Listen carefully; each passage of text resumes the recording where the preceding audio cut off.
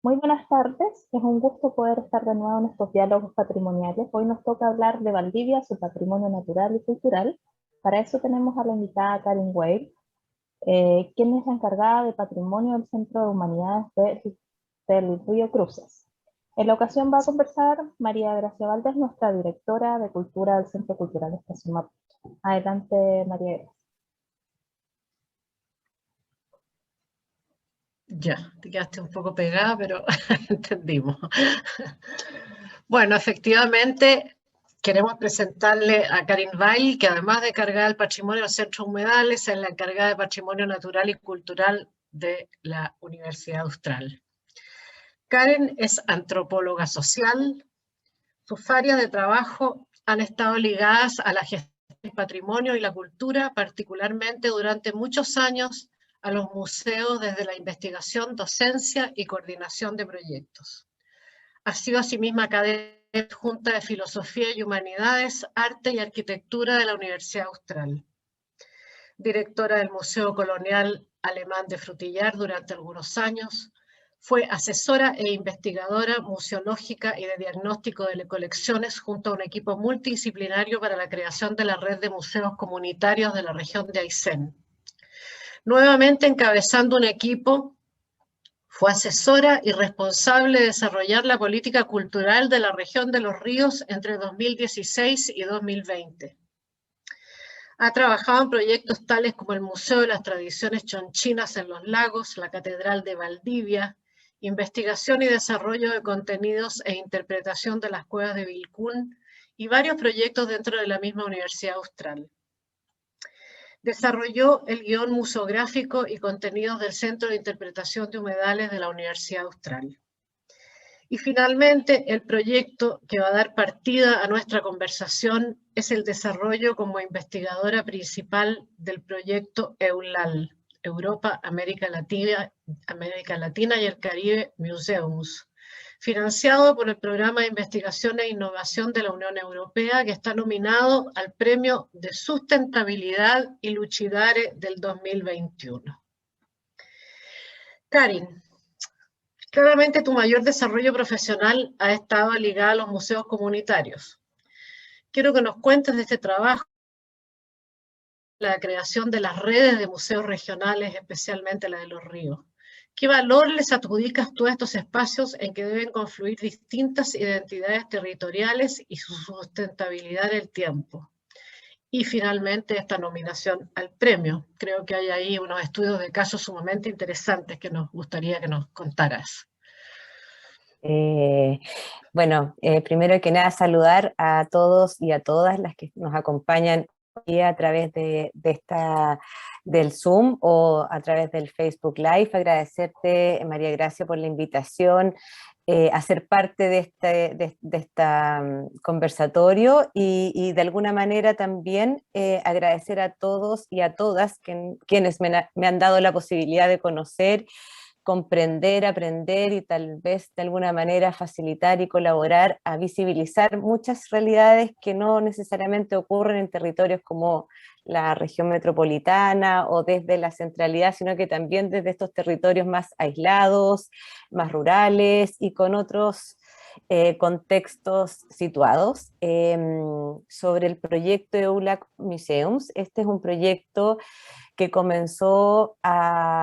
se inició a partir de una propuesta que surge desde el plan de acción que se llamó CELAC, que es en el fondo una propuesta de colaboración entre los países de la Comunidad Europea, Latinoamérica y el Caribe, y en ese contexto se invitó a través de ICOM, UNESCO, ICOM París, que es la Organización Internacional de Museos, se invitó a hacer una propuesta y formular o participar en este concurso de proyectos a la Unión Europea en el marco de este programa Horizonte 2020 y que finalmente fue adjudicado, se inició el año 2016 y estamos ya en periodo de cierre del proyecto, pero que sin embargo me permitió en lo personal, profesional, aprender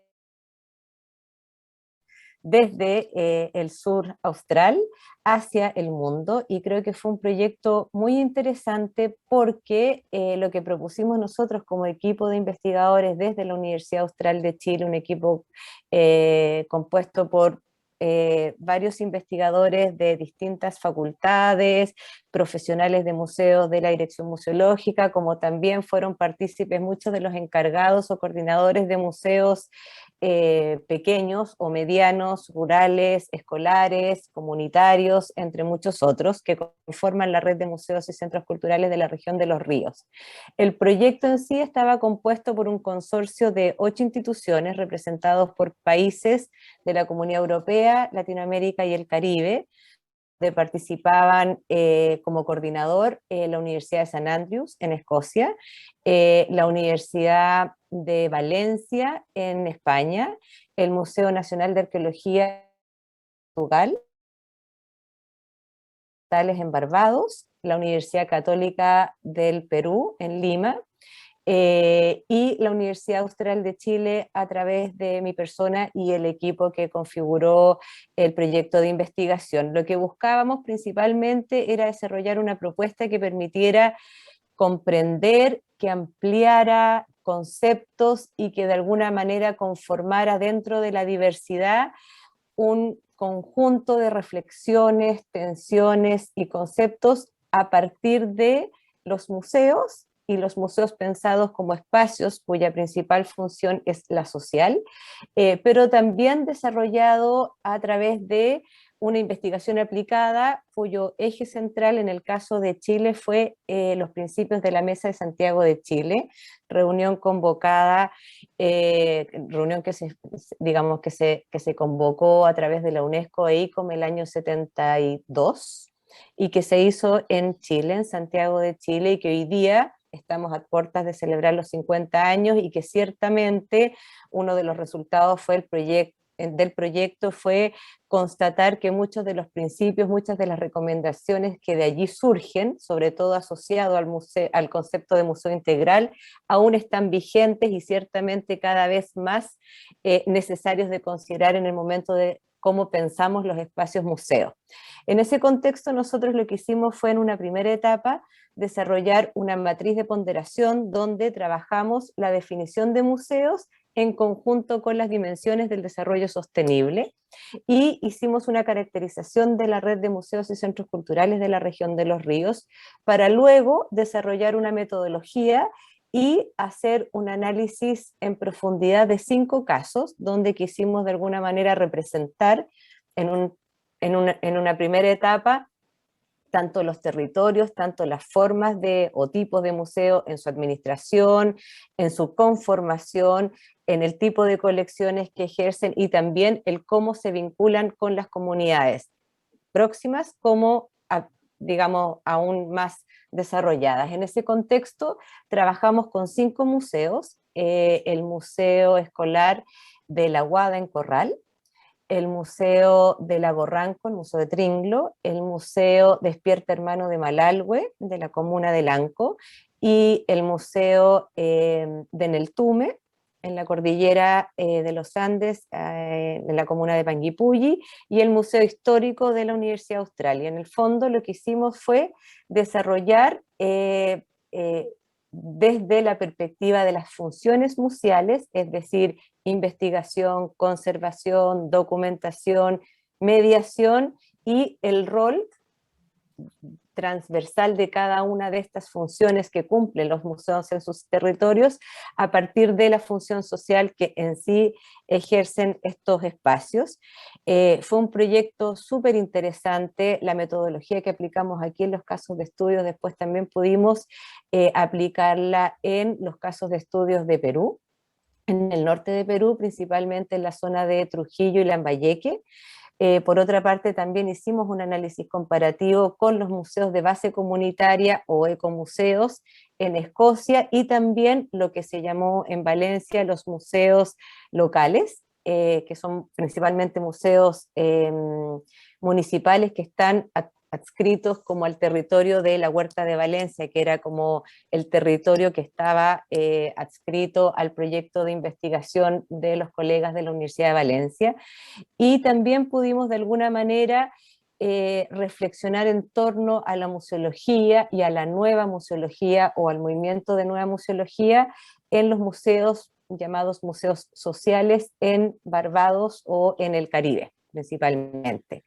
¿Qué arrojó este estudio? A mí me interesa, no creo que nos interesa a todos, sabemos tan poco de lo que son, de lo que puede ser, nos imaginamos, sí, pero ¿qué significa, por ejemplo, para una comunidad tener una comunidad en el sur, en la región de los ríos, tener su museo? Me imagino que es más que un lugar de exposición de objetos. Y además en un lugar como el sur, en que hay cruces, ¿no es cierto?, de pueblos originarios a herederos de migrantes, ¿no es cierto? En fin, hay una interacción, puede darse una interacción sumamente interesante. Me gustaría que nos contaras. Mira, principalmente puso en valor y puso nuevamente en discusión el rol social que cumplen los museos. Muchas veces cuando hablamos de museos rápidamente pensamos en museos, como bien dices tú, en museos donde lo principal es la exposición, los objetos, la narrativa. Sin embargo, cada día más ha habido incluso una necesidad de generar museos con un rol que va más allá de la colección de objetos y que de alguna manera toma como centro el diálogo y las necesidades de sus propias comunidades. O sea, un museo escolar en La Aguada, ubicado en Corral, en una zona principalmente rural, donde a lo largo de toda la historia, tanto del paisaje, del entorno como del territorio, existió, por decirlo de alguna manera, la selva valdiviana, que llamamos nosotros este bosque nativo, que luego, producto de los procesos de industrialización, después de la llegada de los migrantes y la necesidad de la conectividad, se desarrolló mucho. Están los Altos Hornos, que hoy día constituyen parte del patrimonio industrial, pero eso también generó mucho menoscabo al medio ambiente, a las especies, a los mismos ecosistemas, y la creación de un museo escolar tenía que ver con hacer y provocar espacios de comprensión del hábitat donde se encuentran estos niños y sus familias. Entonces se propuso dentro de la Universidad Hugo, en esos años, estoy hablando a fines de los 80, 90, un grupo de investigadores liderados por Roberto Schlatter, que logró, de hecho, crear varios museos escolares a lo largo de la costa de la región de los ríos actualmente. En esos años administrativamente era la región de los lagos. Sin embargo, con el propósito de que los niños entendieran el valor de los ecosistemas, el valor de comprender dónde está situado, pero a partir de ser capaces de diferenciar, distinguir las especies aves, especies flora, especies ecosistema, y de alguna manera estas salidas a terrenos con los niños, donde empezaron a recolectar especies, a identificar especies y a trabajar en taxidermia, en documentación y luego en exhibición, lograr también hacer ejercicios de comprensión de contenidos que pueden tener que ver con matemática, con lenguaje, con biología, pero a partir del desarrollo de una experiencia museal, es decir, hacer una curaduría, pero situada en el territorio, con el propósito de esto mismo abrir y generar conciencia, porque desde los niños, que yo creo que hoy día justamente es un gran valor y necesidad, son los niños finalmente los que nos van llevando a una necesidad de entender, los que nos dicen, oye, hay que cuidar esto, hay que respetar lo otro, esto es importante, ¿por qué es importante? Y justamente el desarrollo de estos espacios permitió generar una comunidad. En el caso de La Aguada, por ejemplo, uno de los alumnos de los años 90, que fue alumno de este profesor, que fue parte y partícipe en este proceso museográfico, es hoy el profesor de biología de la escuela. O sea, él mismo siendo alumno se dio cuenta que él tenía una vocación, pero además le permitió desarrollar una proyección de él como persona. Estudió en la Universidad Austral y luego se transformó en el profesor de biología, hoy día a cargo del museo, y también, de alguna manera, hacer cobrar sentido a este desarrollo de las nuevas generaciones de ese territorio.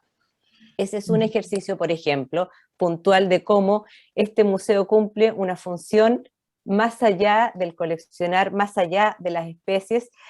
Uno de los análisis que hicimos, por ejemplo, y vinculando al tema del patrimonio, en que en el museo, que es una pequeña sala dentro del espacio de la escuela, hay un bisón, especie invasora, muy peligrosa para las especies nativas a lo largo de, digamos, del sur en general, y para ellos es importante que el bisón esté en exhibición porque eso permite explicar y entender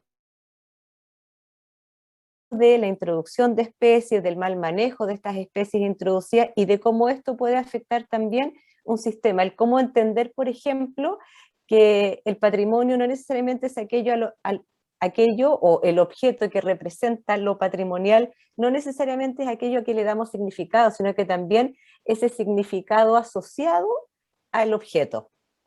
Por ejemplo, otro caso que vimos es el Museo de Malalhue, el Museo Despierta Hermano de Malalhue, que es un ejercicio muy bonito de la profesora en esos años, los 80, profesora de la escuela del Liceo Brasil en la comuna de Lanco, pero en este pequeño poblado llamado Malalhue, y ella empieza a sentirse muy incómoda con la discriminación que había entre los niños mapuches y los niños no mapuches, y decide comenzar a hacer distintas actividades extraprogramáticas para desarrollar un mejor entendimiento de parte de los niños no mapuche hacia los niños mapuche.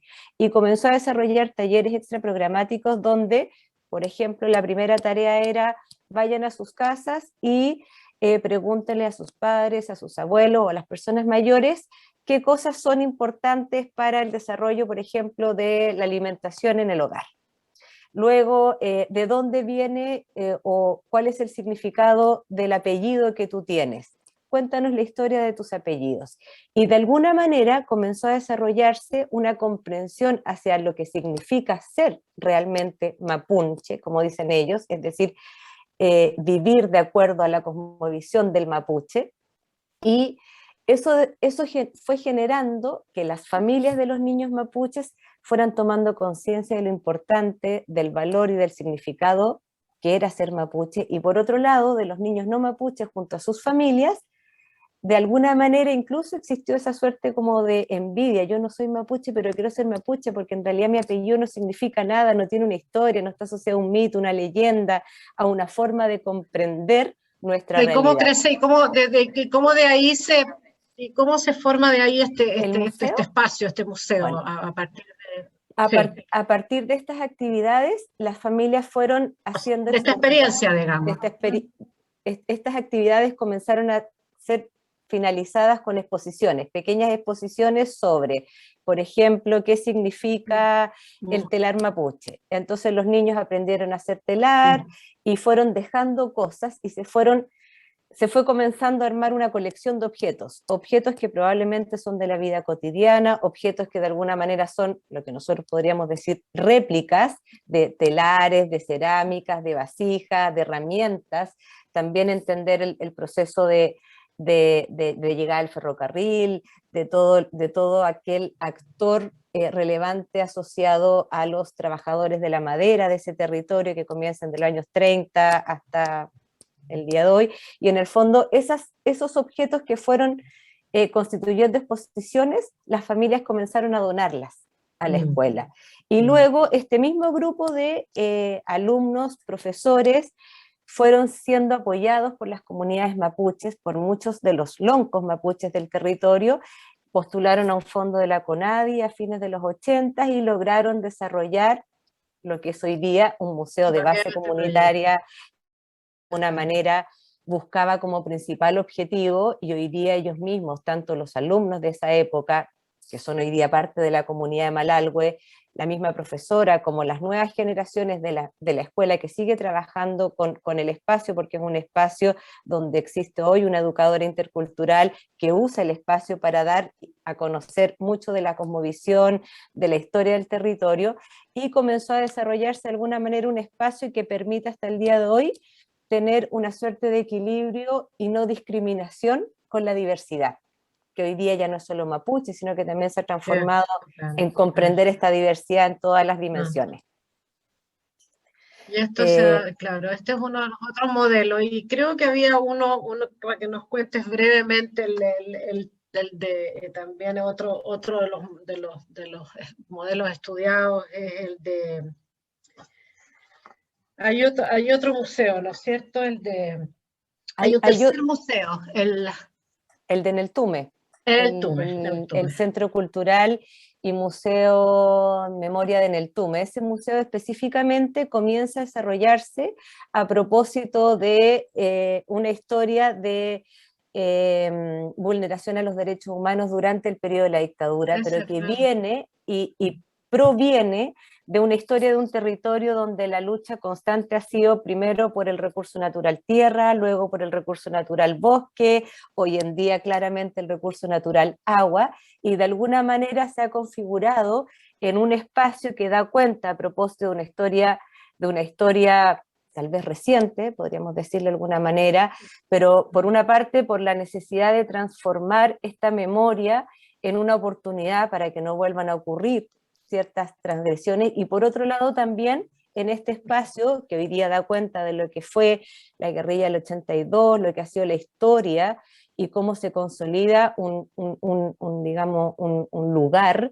con mucho dolor, con mucha pérdida, con mucha pobreza, con mucha falta también de conectividad, pero que de alguna forma ha ido generando un proceso de sentir. O sea, principalmente en ese contexto lo que ocurre a través del museo es que todos los años se hacen actividades asociadas a memoria, pero donde también se van incorporando nuevos conceptos me refiero teóricamente, pero conceptos en cuanto a que si ayer luchamos por derechos humanos durante la dictadura, hoy luchamos por recurso a agua, hoy luchamos por la necesidad de generar y configurar un respeto hacia la naturaleza, y el cómo entender cómo se va configurando un territorio estando tan aislado, estando tan lejano y tal vez con historias tan dolorosas que mucha de la gente, digamos, que fue partícipe de ese proceso y de ese momento, muchas veces no quería hablar sobre esto, pero el espacio museo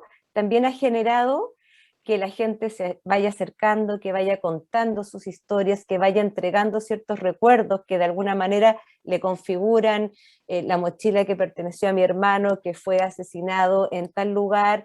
Sí, este claro. Año yo voy, participo de la actividad y cuento la historia.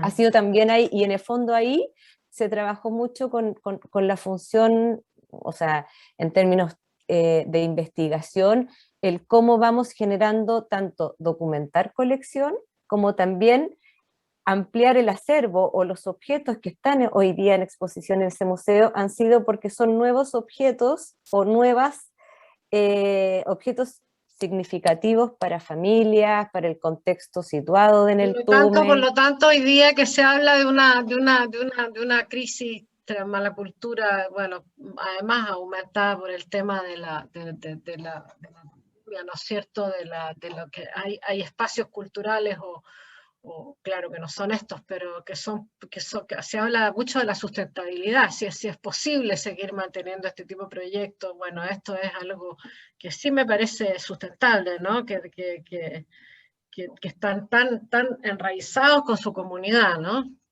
O sea, una de las cosas que a partir vimos de la comunidad, no así como impuestos por arriba.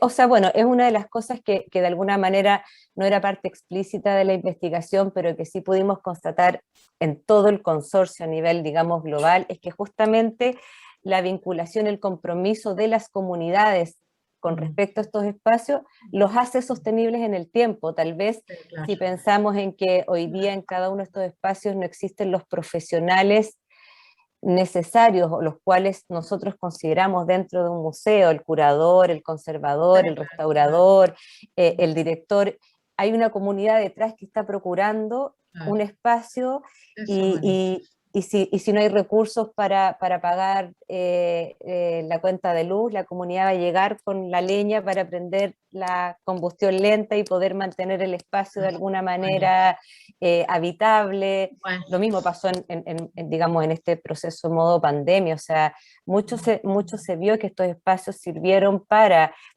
por ejemplo, apoyar la distribución primero, la confección de las mascarillas, muchas cosas que Imagino, claro, responden son a una un necesidad. centro social sumamente importante. Exactamente. Vamos al agua. Vamos al centro de humedales del río Cruce. Bueno, yo aquí tengo que hacer una confesión, porque para mí este es un tema muy significativo porque lo viví muy de cerca. Nuestra casa familiar en Cabo Blanco miraba hacia el santuario de la naturaleza del río Cruce. Y vivimos el éxodo de los cisnes de cuello negro. Me imagino que era la punta de lanza los cisnes de cuello negro. Yo, para los que nos están escuchando, tú eres la encargada del centro y encuentro extraordinario esto que se ha producido, esta visión de matrimonio integral entre lo natural y lo cultural. Este centro nace de una instancia inédita, el Consejo Científico Social, que se crea para precisar las medidas de restauración del río Cruce, que incluye el sitio Ramsar, Santuario de la Naturaleza, equivalente al sitio de Patrimonio Mundial, y sus ríos tributarios. Este fue el Consejo Científico y Social, nace el dictamen del primer juzgado civil de Valdivia en la causa del Estado de Chile contra la empresa Arauco. No sé si todos los que están se acuerdan de lo que significó el vaciamiento al río de aguas contaminadas, de venenos, en fin, ¿no? Cuéntanos no tanto la parte técnica, nos interesa mucho qué despertó en la comunidad valdiviana este atentado al medio ambiente, qué significó este centro en la ciudad y la comunidad, que además tiene tres aspectos, porque es muy lindo, porque tiene este centro, esta área científica, tiene esta área social en la cual participan organizaciones de la comunidad, personas naturales, en fin, que observan, que vigilan, que están siempre vigilando su río. ¿Y qué proyectos interesantes se han realizado con el dinero que otorgó la celulosa Arauco para esto? Y finalmente, ¿cuáles han sido los resultados de todo este trabajo de años, ¿no? Enorme, enorme. La verdad es que, claro, yo quisiera verlo y sintetizarlo, o sea, creo que muchas veces nos cuesta cuando estamos en un mal momento o en un momento crítico, el riesgo al desastre también se puede transformar en una oportunidad. Tal vez una oportunidad que duró mucho tiempo, podemos cuestionar muchas cosas hacia el pasado, pero creo que es importante que justamente eso nos permitió estar hoy día donde estamos y proyectar un futuro que espero sea muy positivo.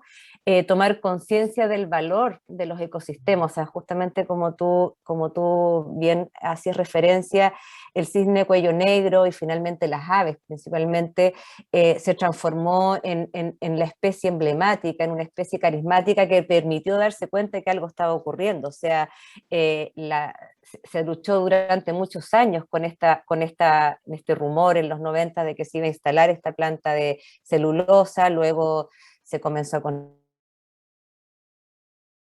y el año 2004 cuando comienza a funcionar a pocos meses ya se observa que algo estaba ocurriendo en este ecosistema. Ahora, este ecosistema y el observar que algo ocurre tiene que ver porque en el entorno de humedales ha habido siempre poblamiento humano. ¿Por qué? Porque efectivamente todo aquel poblamiento humano necesita justamente del agua y el valor del agua y la vida, y por ende rápidamente toda esa comunidad que estaba en el entorno de estos o de este gran santuario, pudo rápidamente observar, porque no solo se observaba una disminución de la población de los cisnes de cuello negro, sino que los cisnes de cuello negro empezaron a aparecer muertos en las riberas, a aparecer, digamos, cayéndose, y claramente había un desastre ambiental. tardó años digamos, en lograr lo que hoy día ocurre, digamos, que efectivamente se declarara la responsabilidad y la culpabilidad de este desastre a la contaminación del río. Sin embargo, yo creo que lo importante y a destacar, y lo que compete, digamos, a mi expertise y la dimensión más bien humana o en el concepto de lo patrimonial, esto constituyó y de alguna manera logró tener un valor porque se movilizó una ciudadanía, y digo no habitantes ni personas, ciudadanos, es decir, personas responsables, conscientes de lo que ocurre, y esta ciudadanía estaba conformada de manera transversal, o sea, es un poco tal vez lo que hoy día estamos viviendo con la Convención Constituyente, o sea, estaba compuesta por vecinos, por población originaria, por científicos, por personas relevantes o actores relevantes de la comunidad a nivel político, social, institucional, y creo que eso fue lo ejemplo, es muy interesante también en términos sociales, o sea, eso movilizó que ocurrieran luego todas las cosas que ocurrieron para que hoy día estemos en la situación en la que estamos. Eso conformó un sentido de pertenencia, una comunidad donde a pesar de la diversidad y de las diferencias nos unimos todos por la causa, por decirlo de alguna manera. Eso provocó también un sentido de identidad en términos de qué significa hoy día el cisne cuello negro, o sea, el cisne cuello negro hoy día del merchandising, turismo, es parte de las marcas de la cerveza, o sea, hoy día tenemos al cisne de cuello negro como el elemento iconográfico, pero a la vez también es el soldadito de plomo que sigue permitiéndonos ver qué es lo que ocurre en el santuario, es lo que nos permite un modelo de gestión de un entorno y de un ecosistema, de una diversidad en otros ejemplos, y creo que eso se transformó en una oportunidad que nos permite entender los seres humanos y que a la vez también podría el Santuario de la Naturaleza del Río Cruces, Chorocamayo, hace una semana cumple 40 años de haber sido el primer sitio Ramsar en Chile, a 10 años de haberse creado la Convención Ramsar, o sea, no es menor lo que ocurrió, lo que está ocurriendo, y hoy día que tenemos la ley de humedales urbanos, hoy día que el tema del agua a propósito del cambio climático es el gran tema a nivel global, y creo que eso justamente debiera ser nuevamente nuestro próximo, o sea, hace rato, y nuestro caballito de batalla común.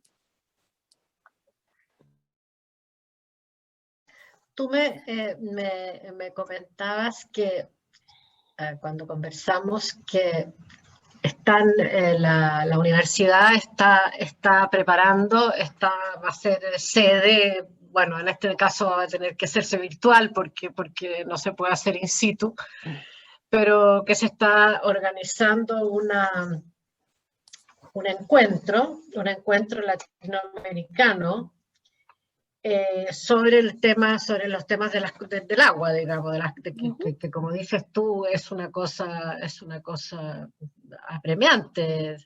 Pero leía hoy día que Santiago, que la zona central va a ser como el desierto de Atacama, pero sin embargo van a aumentar las lluvias en el sur de Chile. Entonces, no, la verdad, como tú me decías que no.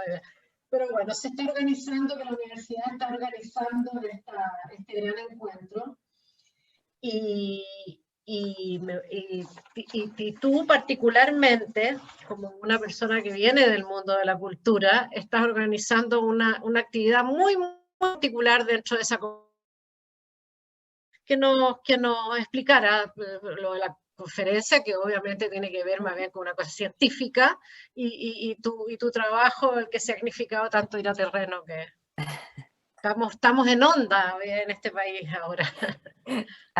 Así es.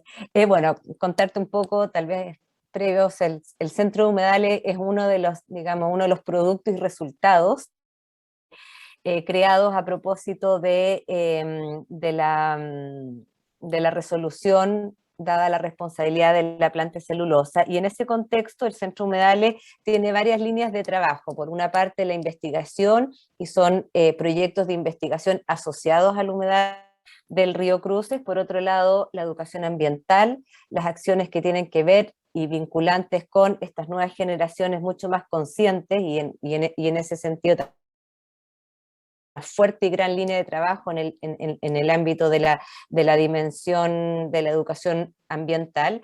Por otra parte, la gestión para la conservación, que también es importante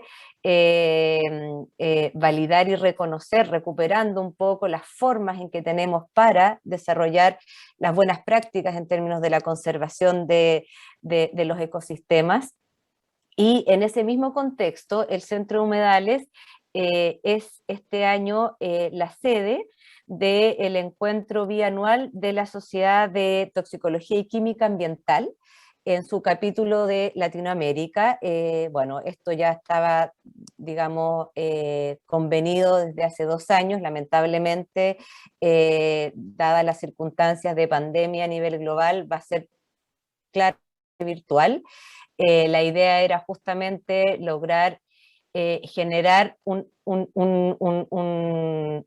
texto de conferencia vinculado a la ecotoxicología al lado del humedal, generando poder compartir desde la experiencia de un humedal, de entender y comprender a partir de la observación, de la percepción, lo que esto significa. Pero bueno, no siendo así, lo que se propuso fue hacer una actividad virtual, pero el tema y el lema para este año es justamente la diversidad de saberes para un futuro sostenible.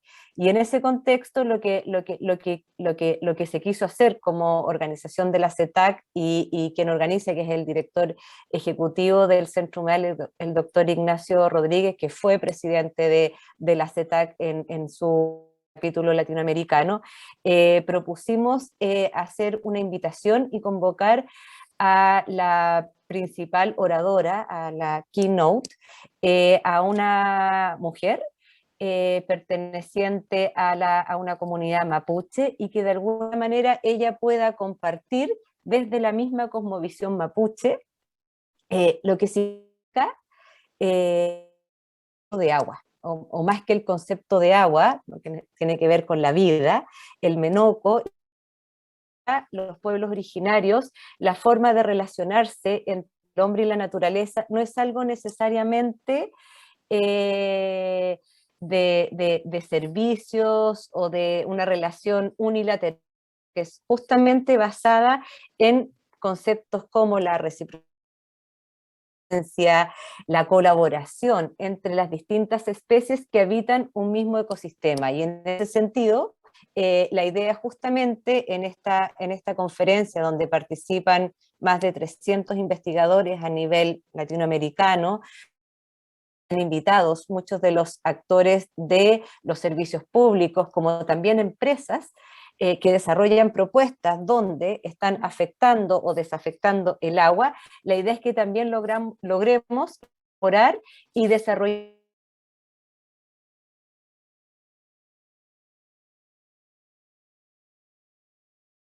formas de saberes tradicionales, científicos, prácticos y de desarrollo de políticas públicas, consensuando todos estos saberes y conocimientos. Y justamente, bueno, yo estaba, como te contaba, María Gracia, colaborando en esto, participando desde la experiencia misma de cómo, por ejemplo, ir a visitar un menoco, o sea, un ojo de agua, un lugar donde surge la vida, no es llegar a ir, es primero que nada pedir permiso, es respetar lo que ahí ocurre, es decir, no hablar fuerte, no pisar fuerte, porque cada vez que hacemos eso intervenimos con una energía que es propia de un ecosistema, y que de alguna forma también, cuando hablamos de maleza, cuando hablamos de agua contaminada, también estamos hablando de cómo nosotros aportamos y desarrollamos en esta relación de reciprocidad la contaminación, cómo nosotros vamos afectando estos espacios donde ya existe una forma equilibrada de desarrollar los ecosistemas. Eso es un poco lo que estamos ahora también dentro de muchas otras cosas. ¿Cuál donde es también... ¿cuál es el nombre de la mujer que tú estás nombrando que va a hacer la conferencia? Elizabeth Mesa. Elizabeth Mesa. Sí.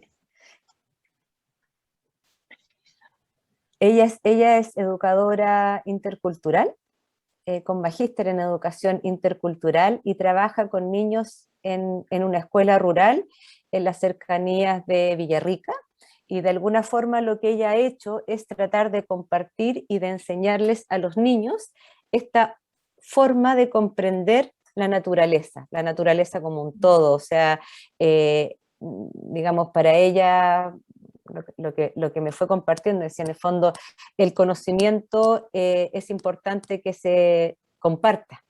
Es importante que yo vaya compartiendo todo aquello que yo he aprendido. El derecho de autor ahí. Exactamente, tal cual.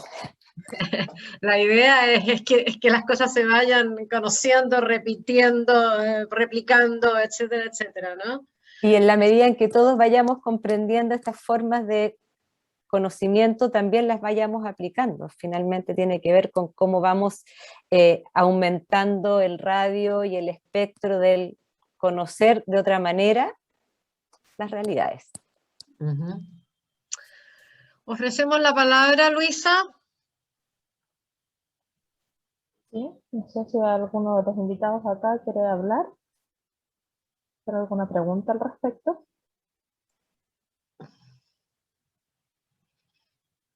Por el Facebook no habían preguntas.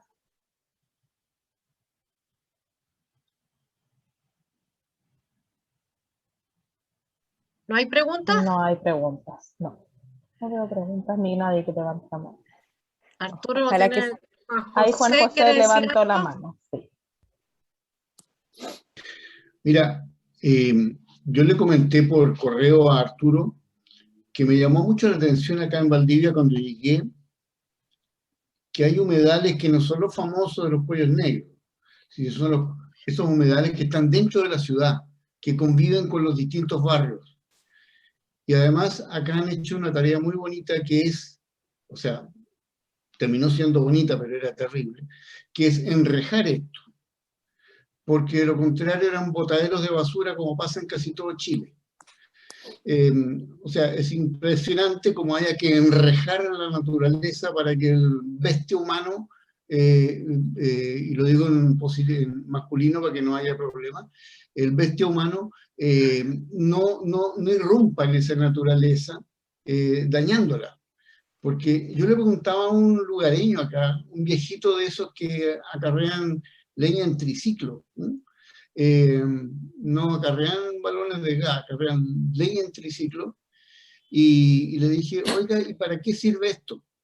Esto chupa el agua de la lluvia, por eso no nos inundamos como en otras partes. O sea, hay una sabiduría popular también que debiera poder rescatarse, pienso, para poder hacer más conciencia sobre lo que signifique el respeto de esta naturaleza a la cual le hemos puesto bastante el pie encima. Y hablo de naturaleza incluyendo incluso a los seres humanos que estaban aquí antes de que llegaran los que invadieron.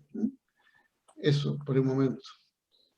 Sí, comparto, y en eso Nicanor Parra en sus ecopoemas hablaba, el problema era que nosotros creíamos que la tierra era nuestra, y no, nosotros éramos de la tierra. Hay un poema muy bonito de él que los invito a reflexionar, porque justamente creo que ese ha sido uno de los temas. O sea, el enrejar, como bien dices tú, tiene que ver con un desconocimiento de que efectivamente si nos quedamos, digo yo, sin humedales, nos quedamos sin vida. O sea, el ecosistema humedal nos entrega, y de alguna manera nosotros le entregamos servicios, se llaman así en términos como ambientales, pero en el fondo el humedal nos da calidad de vida, nos da la misma contemplación. O sea, hoy más que nunca, después del encierro, COVID, ¿qué nos puede hacer más felices que contemplar un paisaje, que escuchar las aves, que escuchar el ruido de las especies, de los peces saltando y buscando su alimento, y cómo esto también nos permite efectivamente generar otros tipos de vida, además de justamente la limpieza del agua. O sea, hoy día podemos, que tenemos en el Centro Humedales, por ejemplo, un humedal depurador. O sea, hoy día podríamos pensar en nuevos barrios que contengan humedales construidos que permitan hacer la pureza del agua, o sea, limpiar el agua. Agua que tal vez nos sirva para el uso doméstico, pero que ciertamente es necesario contar con agua limpia hoy, y eso hacen los humedales, además de la gran biodiversidad que en ellos se contiene. Bueno, en eso hago un alcance. Como usuario del agua potable, yo pregunté por qué era tan cara la tarifa de agua acá en Valdivia. Y se me explicó que había 3 procesos de limpieza posterior al uso que uno hace en el domicilio. De modo de devolver el agua pura al caudal nuevamente. Algo que es cuestión de ir a mirarse en la salida de agua del Mapocho nomás, de cualquier canalcillo que hay. Así es. Ahora, esa cuestión ecológica, claro, lo pagamos todo. Cada vez que yo abro la llave para sacar agua, yo sé que estoy pagando 2 veces agua, o sea, 2 pesos de agua por 4 pesos de limpieza. Esa es más o menos la relación que estuvimos estableciendo con un amigo acá. Y yo creo que esa conciencia es lo que la gente no conoce. La gente alega porque es cara el agua nomás, pero no hacen una mayor reflexión sobre por qué está siendo cara. Y ojo, ¿por qué en otras partes, llámese regiones, llámese metropolitano, qué sé yo, no se utiliza el mismo concepto? ¿Ya? Porque se habla de que aquí Valdivia son muchos ríos, se llama la región de los ríos, etc. Entonces, ese cuidado tan especial, tan cosmogónico, por decirlo de alguna forma más con lenguajes actuales, de devolverle a la naturaleza un producto que yo he usado y se lo devuelvo tan puro como yo lo tomé. Y eso es un asunto que debiera darse no solamente aquí. Hay otras partes que son incluso mucho más críticas, donde los caudales de agua son menores y por lo tanto la limpieza que se haga de ese caudal utilizado es mucho más importante quizás que el de acá, no restando la importancia de este, claro. Pero es interesante porque, claro, se habla de Valdivia. Cuando yo dije que me venía a vivir a Valdivia, ¡uy, qué lindo, qué sé yo! Claro, tiene una cosa turística que es para los que ganan de 2 melones para arriba, 2 palos para arriba. Eso se pueden instalar a la orilla del río, ¿no es cierto? Y mirar los cisnes ahí, los lobos marinos. Yo estoy viviendo en un sector más sencillo, en los Portones, como tú lo debes conocer quizá, Karen, que queda más hacia el sur. Un departamento bastante cómodo que me consiguió un amigo. Y la verdad es que en este sector, yo para ver el cielo tengo que salir del edificio, ¿ya? Y he aprendido a gozar la lluvia, eso es una cosa re importante. Ahí mis ancestros me ayudan a... Pero ya te vas a ir al cielo, Juan José. Valdivia es la ciudad más linda de Chile, así que... La segunda. No, sí, aunque haya que salir a mirarla, pero La es... segunda. Mira, María Gracia, yo me traje mi bicicleta de Santiago. No te voy a contar ahora cómo. Me traje mi bicicleta y cuando el día está despejado y estoy muerto de frío aquí dentro del departamento, porque soy el idiota que por una cuestión ecológica no uso leña. Todos estos departamentos aquí tienen estufa leña. Yo me quedé para adentro con eso. Entonces yo tengo un calefactor eléctrico. Entonces tomo la bicicleta y salgo, y aquí a 3 cuadras tengo una vuelta de río, porque aquí los ríos dan 500.000 vueltas, son unas volteretas impresionantes. Sí. Lo que pasa es que además tienen todos distintos nombres, eso es lo que pasa, que se habla del río Calle, pero el Calle es el que pasa al frente de la ciudad, los demás ya se llaman de otros nombres, entonces está bueno, lleno. ya que no me dan la palabra, voy a tomarla. Bueno, Oye, Karin, bueno. yo Karin, espérate, ¿y qué pasó con ¿volvieron los cisnes al oye, santuario de estoy la hablando, ¿no? naturaleza? Sí, pero no me María da la palabra, Gracia, María tenía Gracia. la palabra ahí Arturo que Ah, había levantado la mano perdón. y de ahí volvemos a esa Sí, pregunta. sí, oye, por favor. Bueno, primero yo voy a hablar de algo que dijo la Karin, pero antes voy a aclararle algo al Jota sobre el tema del agua, que yo creo que es el gran tema del mundo y de Chile en este momento. La situación en Santiago, por ejemplo, no es ni siquiera parecida a la maravilla que tú estás relatando en Valdivia, que el agua se purifica. Nosotros tuvimos una inundación en el Centro Cultural debido a una construcción que estaba haciendo el metro de Santiago frente a la estación Mapocho, y descubrimos, gracias a la investigación que nos ayudó la Facultad de Ingeniería de la Universidad de Chile, con uno de los expertos más grandes que conocía todos no sé cómo se llamarán los humedales subterráneos, digamos, o sea, todos los focos de agua, y resulta que está comprobado con estudios que el 30% del agua de Santiago se pierde. O sea, tú dices, tú pagas caro. Nosotros pagamos caro porque estamos pagando un 30% del agua que no ocupamos y que nadie ocupa, pero que la empresa privada cobra. ¿Me entiendes? O sea, desde que se privatizó el agua, la empresa dueña de las aguas o administradora de las aguas, no sé cuál será la figura en Santiago, no ha hecho mantención de sus cañerías. Entonces está contemplado en el valor que se paga un 30% de pérdida.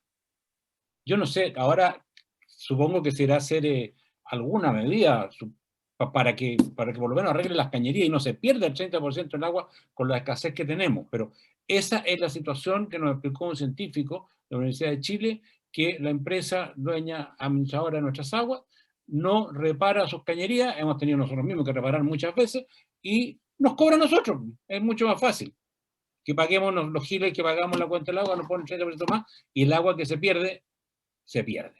Bueno, pero yo quería decirle a la Karin, es que ella dijo una cosa muy hermosa, hizo una asociación de este keynote speaker que va a tener de una profesora rural mapuche con la Convención Constitucional. Y yo quiero hacer el punto porque creo que es una muy feliz comparación y la comparto. Hoy día yo en realidad soy un seguidor de la Constitución, creo que va a ser una de las actividades más importantes que voy a haber presenciado en vida. Espero tener vida hasta que termine, por lo menos, de redactarse. Y la veo todos los días en internet, en la televisión, lo más que puedo, o la dejo como sonido cuando estoy trabajando en el computador. Y hoy día pasó una cosa muy bonita, que como se celebraba un mes del inicio, el 4 de julio de la convención, se exhibieron en los patios del antiguo Congreso todas las banderas de todos los pueblos, de todas las regiones, todas las banderas posibles estaban instaladas en el patio del Congreso y se hizo una ceremonia, que era una ceremonia, creo que era Coya o Cunza, de un pueblo nortino, que los propios mapuche, que obviamente son la mayoría de los representantes de los pueblos originarios, no quisieron hacer una ceremonia mapuche porque ya más o menos la iconografía mapuche, como escribieron por ahí, el tintineo de las joyas mapuche ya se siente en el Congreso. Hicieron una ceremonia en que terminaron todos, una ceremonia muy bonita, terminaron todos tomados de la mano bailando, o la gran mayoría de los constituyentes, ¿no? Y eso te está indicando que Chile está cambiando. O sea, y esto que tú me digas que hay una profesora rural mapuche que va a dar una conferencia inaugural de un seminario internacional de ecotoxicología, entiendo que el tema, es decir, me parece maravilloso. Me parece un signo de los tiempos, como dicen los jesuitas, y me parece que a lo mejor usted, y por eso aprovecho de felicitarte, Karin, se adelantaron a los tiempos, porque no me cabe duda que ese seminario estaba preparado mucho antes que la Convención Constituyente. ¿Es así, Karin? Así es. Así es. ¿Por qué lo hicieron? Cuéntame, que esa era mi pregunta, ¿por qué hicieron ese seminario con esa característica? Yo creo, porque la verdad es que no he sido yo, ha sido el equipo organizador que tuvo la idea, surgió un poco a propósito de, o sea, se le quiso poner ese nombre de, digamos, la temática que convocó a esta reunión, es justamente la diversidad de saberes para un futuro sostenible, y que justamente el entender el futuro sostenible es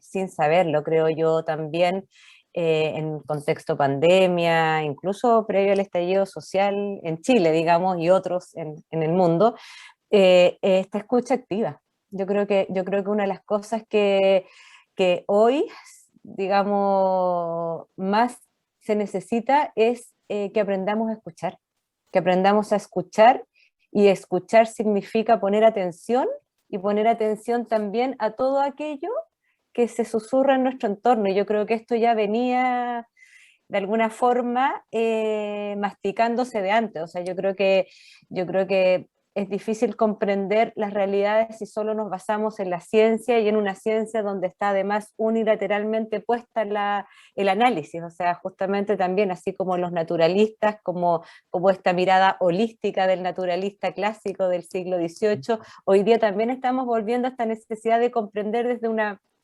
un macro, o sea, Al volver al origen, tal vez, ¿no? exactamente, también, en que somos un conjunto, en que justamente lo que más nos ha enseñado digamos, nuestra propia humanidad, el ser culturales, es que dependemos los unos de los otros. O sea, la cultura habla de eso, el que necesitamos al otro, como el otro me necesita a mí para poder sobrevivir. Y eso tiene que ver con los seres vivos de los ecosistemas, como también esta mirada tan local y focalizada desde la ciencia, digamos, en el entendido global.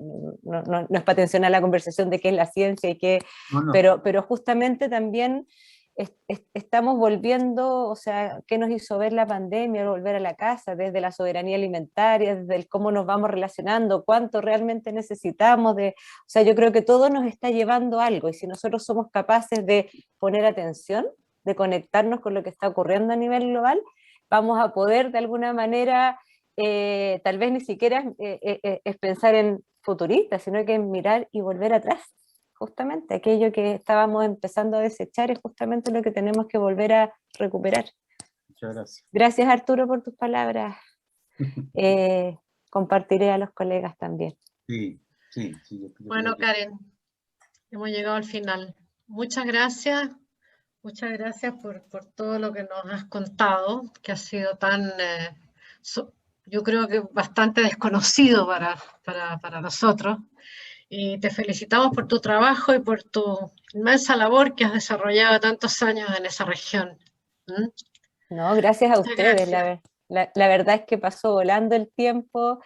Me encantaría compartir muchas más cosas, estoy 100% disponible, y agradecer a todos quienes también compartieron conmigo aquello que hoy puedo compartir con ustedes y con todos los que nos están escuchando, porque es un proceso que ha sido colaborativo, y creo en eso también. La colaboración y el trabajo de manera cooperativa es lo más importante. Así hacemos Karin, más. María Gracia, Luisa, Jota, me quedo con una cosa muy importante que tú la dijiste al final: hay que escucharnos. Y parte de escucharnos es escuchar la naturaleza. Y el Jota lo dijo muy bien, él aprendió a escuchar la lluvia. ¿Sí?